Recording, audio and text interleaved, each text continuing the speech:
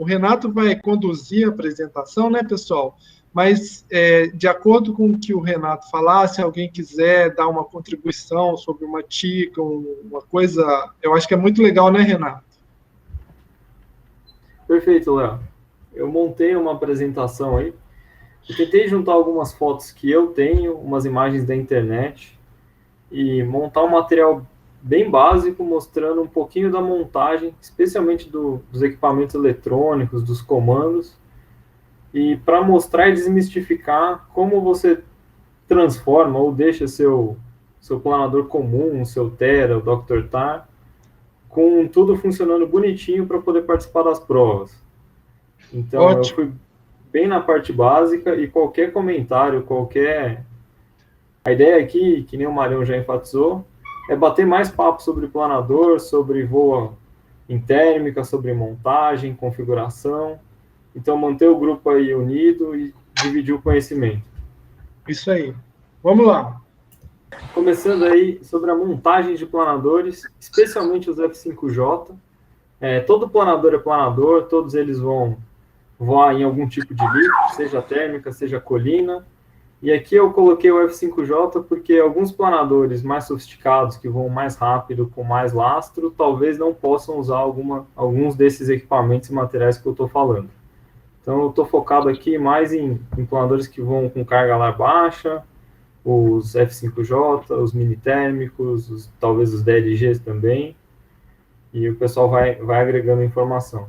E os tópicos que eu pensei em abordar, como é a primeira dessa série de apresentações que a gente está fazendo sobre montagem, construção, é falar um pouquinho da ligação das superfícies de comando, então, desde a dobradiça até o servo, então passando dobradiça, horn, link, os cuidados com push rod, as opções que a gente tem por aqui, e falar um pouquinho depois de conectores e fios, só um pouco de cuidados, o que existe por aí, o que é fácil de achar, e um básico da instalação do motor, basicamente o ângulo e a importância de usar o elástico. Então, é para ser não muito longa, para que a gente possa bater papo no meio do caminho, e também não é muito aprofundado e mais voltado a modelos simples, os modelos de entrada. Beleza? Começando, é importante, eu não vou falar da parte de construção. Então, você comprou seu kit, recebeu o V5 aí, novinho na caixa, aí você constrói toda a parte da estrutura. Encaixa as nervuras, fecha a fuselagem, monta o grupo de cauda. Tudo isso eu vou deixar para outras pessoas, outras apresentações. Mas uma vez que a gente já tem um modelo bem construído, leve, bem alinhado, a gente finaliza a estrutura colando o grupo de cauda com todos os alinhamentos, as distâncias corretas, com o máximo de capricho possível, e aí a gente chega na montagem dos comandos, da eletrônica, etc. E é disso daí que eu vou falar. Então, começando pelos comandos, a primeira coisa que eu queria falar para o pessoal é um pouco sobre dobradiças. As mais clássicas que a gente vê pelo hobby, muita gente começa voando treinador, os Avistar, os Trainer 40 da vida, são as dobradiças ou de CA ou as dobradiças de pino, tem como se fosse um alfinete juntando as duas metades. E muitas vezes a gente não usa esse tipo de dobradiça no planador. Pode usar? Com certeza. Mas eu vejo algumas desvantagens desse tipo de dobradiça. Muitas vezes, se não for muito bem feito, a gente acaba deixando um gap entre as superfícies. E a construção com esse tipo de dobradiça pede que a espessura do aleron, do profundor, do flap, leme, caiba uma fenda para você encaixar aquela dobradiça. E muitas vezes a gente tem superfícies bem fininhas, bem sensíveis e delicadas que muitas vezes não cabe lá a gente cortando e abrindo um buraco no meio da superfície para colocar esse tipo de dobradiça. Um outro detalhe sobre esse tipo de dobradiça é que normalmente elas são colocadas no meio da superfície. Então, se você tem um aleron aí de 4 milímetros de espessura, você tenta colocar a dobradiça a 2 milímetros da borda. E muitas vezes, para os planadores, é interessante a gente ter o ponto de dobradiça na extremidade. Então, ou na parte superior ou na parte inferior. Para isso, eu acho que a solução mais fácil, mais elegante para os modelos mais simples, é usar a dobradiça de fita. Então, tem na internet muitas técnicas de como a gente faz uma dobradiça de fita ou mesmo uma dobradiça de entelagem. Então, aqui são umas imagens simples. A ideia, como eu falei, é que a gente tem o ponto de dobradiça fora do centro da superfície, e a vantagem de ter ele fora do centro da superfície tem a ver com a geometria do comando. Muitas vezes a gente tem flap descendo aí na hora do butterfly, na hora de acionar os freios, 60, 80 graus. Então, com uma dobradiça que pivota no meio da superfície, isso fica mais complicado. E a outra vantagem é na hora de ganhar braço para o horn, mas eu vou falar disso um pouco mais para frente. E na hora de usar a dobradiça de fita, acho que o mais importante de tudo é o capricho. Então é começar com a superfície bem limpa, bem alinhada. É importante que toda a extremidade da superfície de comando e da asa ou da parte fixa do profundor, por exemplo, estejam bem retinhas e alinhadas. Se a superfície for curva, a dobradiça não vai funcionar bem. Ou você encosta uma metade ou a outra. Então, tudo isso parte daí de um tanto de capricho. E aqui umas imagens de como é que é a instalação de uma dobradiça de fita. A mesma técnica é recomendada também para fazer dobradiça de entelagem. Eu não sei se vocês já viram isso, mas essa imagem aqui, por exemplo, veio de um manual de montagem de um planador alemão, do Introduction ou do Inside. E o próprio fabricante recomenda que a dobradiça seja feita com a entelagem. Então, você constrói duas peças separadas e junta com a própria entelagem, ao invés de colar uma fita por cima. E nos modelos bem mais sofisticados, toda essa parte de pivotar numa das extremidades e não no meio da superfície e ter a dobradiça embutida ou o mais perfeita possível, é feito já na construção. Então, esse aqui talvez seja o mundo ideal. A pessoa que vai construir o kit, vai fabricar o avião, ele já embute aí uma fita de Kevlar que vai agir como dobradiça para a superfície de comando. E uma das grandes vantagens desse tipo de construção é que, basicamente, nunca você começa a ter folga, ou seja, o aileron começar a se distanciar, ou subir, ou descer, porque a dobradiça não está super justinha.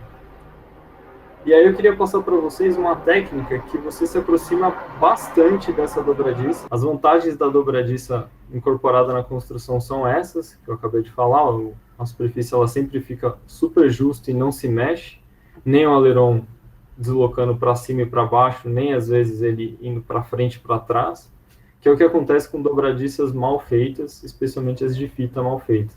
A fita começa a descolar e a superfície começa a ter folga, começa a ter jogo. Para evitar isso daí, a melhor técnica que eu achei e testei até hoje é a técnica de usar 2 pedaços de fita. Então, você corta uma fita, inverte um dos lados e cola 2 milímetros da fita de topo, uma na outra, e faz a dobradiça intercalada.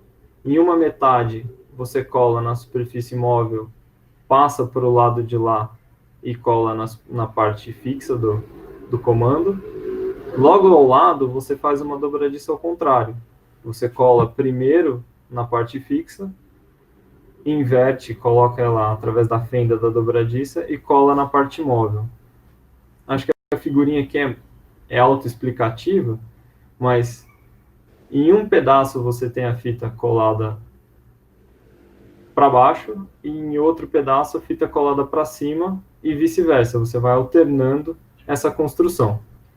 E o que acontece com esse tipo de construção né, aqui na imagem aparece como se fosse uma fita filamentosa, aquelas que tem uns veios de fibras de vidro no meio delas. Mas não precisa.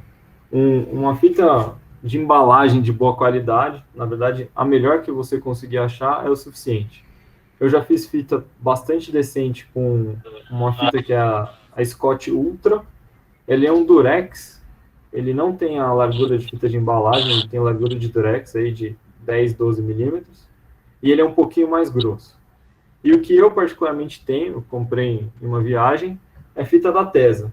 Então, é um durex comum da Tesa, só que é uma fita que ela é um pouquinho mais espessa e cola super bem.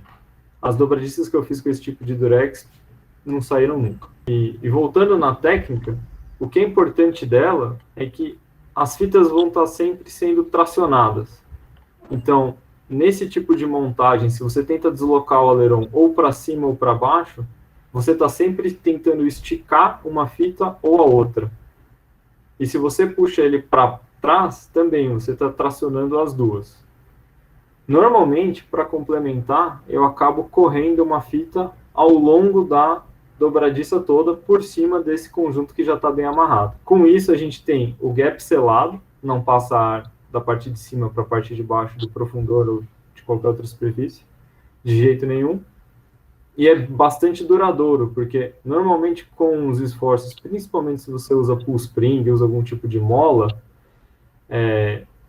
as fitas começam a soltar um pouquinho a cola e criar o jogo. Dessa maneira, a gente não tem jogo nunca.